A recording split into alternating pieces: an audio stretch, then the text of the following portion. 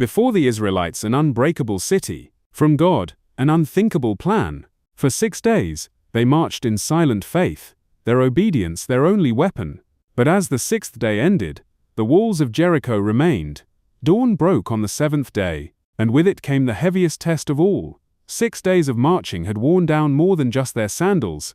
It had worn down their hope, and the walls, those mocking, unmoved, seemingly eternal walls, looked exactly the same as they had a week ago.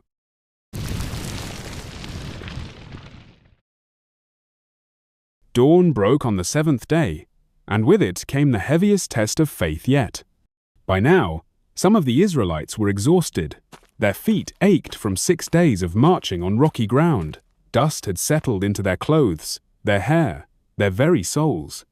And those walls, those mocking, unmoved, seemingly eternal walls, looked exactly the same as they had a week ago. Doubt began to whisper its poison into willing ears. Are we sure this is going to work? Maybe we misunderstood God's instructions. 6 days, and nothing has changed. Nothing. Children tugged on their parents' robes. "Mama, when are the walls going to fall down? I'm tired of walking." Even some of Joshua's most loyal followers began to wonder if they'd become the laughingstock of the ancient world. Here they were, preparing for a 7th day of what increasingly felt like an elaborate exercise in futility. But here's the thing about faith that separates it from mere wishful thinking. Faith isn't the absence of doubt. Faith is the decision to keep walking when doubt screams at you to stop. Faith is choosing to trust God's promises, even when your eyes see no evidence of change. Joshua stood before his people that morning, and though he surely felt the weight of their questioning gazes, his voice rang clear and strong. Today's the day. Trust in the Lord's plan. Trust in His timing. Trust in His power. And somehow, in that moment, tired feet found new strength. Doubting hearts remembered the God who had split seas and rained down bread from heaven.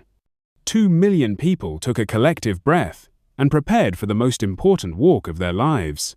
7 times around the city they marched that morning. 7 slow, deliberate circles while the sun climbed higher and the tension grew thicker with each step. On that final lap, something electric filled the air.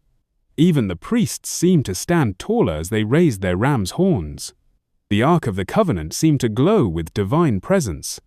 And Joshua. Joshua looked like a man who knew he was about to witness the impossible. Then came the moment that would echo through history. The 7 priests lifted their trumpets to their lips and blew the longest, loudest, most earth-shaking blast those ancient instruments had ever produced.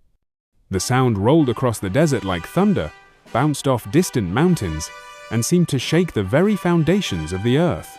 And then Joshua's voice cut through the air like a sword. "Shout, for the Lord has given you the city." What happened next defied physics, defied reason, defied everything humanity thought it knew about stone and mortar and the laws of nature. 2 million voices joined in the most powerful battle cry in human history. The sound didn't just fill the air, it seemed to tear the fabric of reality itself. And as that mighty shout rose to heaven, the impossible began to unfold. The walls of Jericho didn't just crack. They didn't just crumble. They didn't just fall.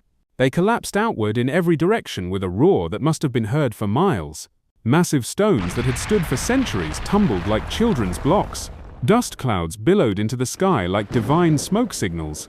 And when the thunder finally faded and the dust finally settled, those once mighty walls had become perfect ramps leading right into the heart of the city.